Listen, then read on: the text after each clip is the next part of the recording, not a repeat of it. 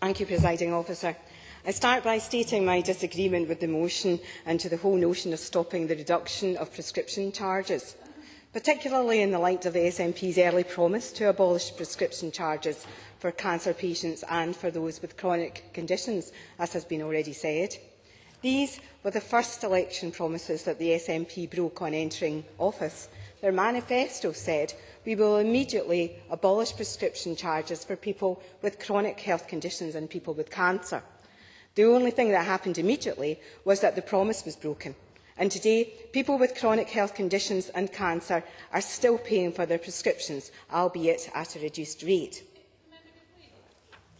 A number of Labour members have talked about the pressing need to abolish prescription charges for cancer patients immediately.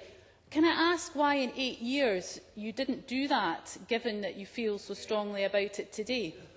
Marlyn Glen. That's an interesting question coming from you. And if you let me actually go on with what I'm saying, people absolutely have the right to change their minds, and also I understand the progress of policy. However, if I can actually take you back to the promises that you made, because promises that are made and broken, I feel, are a really serious charge. As I said, what happened immediately was that that particular promise was broken. Broken promises seems to be a recurring theme of this session, and what makes this particular breach so serious is that it was a promise to a particularly vulnerable group of people. This is the only place in the SNP's 2007 manifesto where the word immediately appears. And this was a new promise, not mentioned in 2003. These patients have been let down very badly by this administration not implementing it. To give some indication of the scale of the problem, we can look at the 2008 figures for the number of prescriptions issued for cancer drugs. In Tayside Health Board area, 18,000. In Grampian Health Board area, 24,000. Overall, a grand total of over 236,000 prescriptions for cancer drugs across Scotland, involving over 14 million items dispensed. Cancer is an expensive disease, often needing multiple drugs. It brings additional worry and increased health risks, with frequent visits to hospital required. And yes, I am still outraged that patients and indeed visitors continue to be required to pay car parking charges at hospitals such as Ninewells in Dundee. It is highly contentious that patients are charged £1.70 per visit on top of other costs, neither free nor targeted. In December 2007, the Health Secretary made the excuse that it would take too long to compile a list of chronic conditions. And I understand that difficulty, but what was the excuse for not abolishing charges for cancer patients immediately?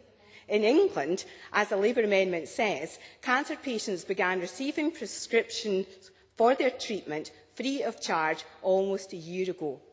I do welcome the reduction in costs of prescriptions and of reductions in cost of prepayment certificates, but phasing out prescription charges by 2011 is a very different matter from immediate abolition.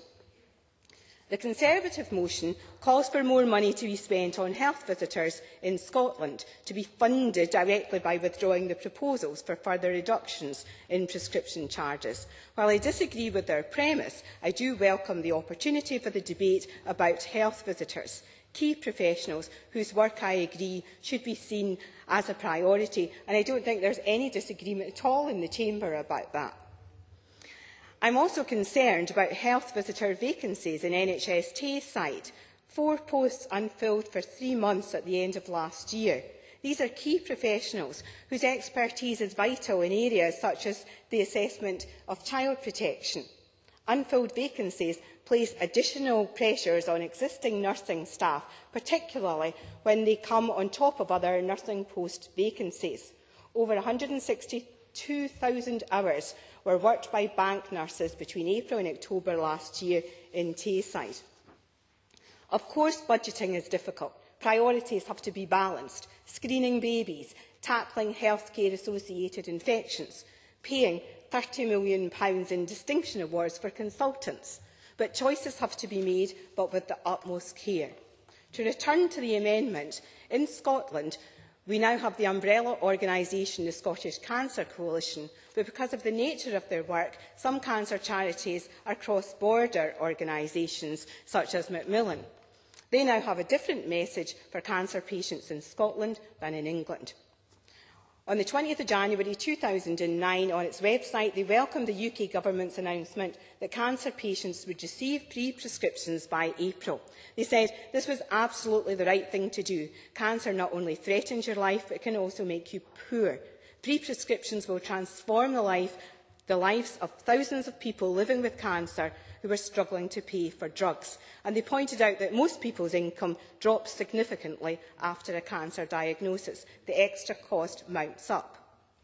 In conclusion, Labour's amendment is not asking the SNP to do something that they didn't already promise. Cancer is a condition that has afflicted, does afflict and will afflict many Scots. 1 in 9 males, 1 in 7 females will develop some form of cancer before the age of 65. After 65, the risk rises to 1 in 3 for males and 1 in 4 for females. These are the people that this amendment seeks to help. I support the Labour amendment and call on others to do so too.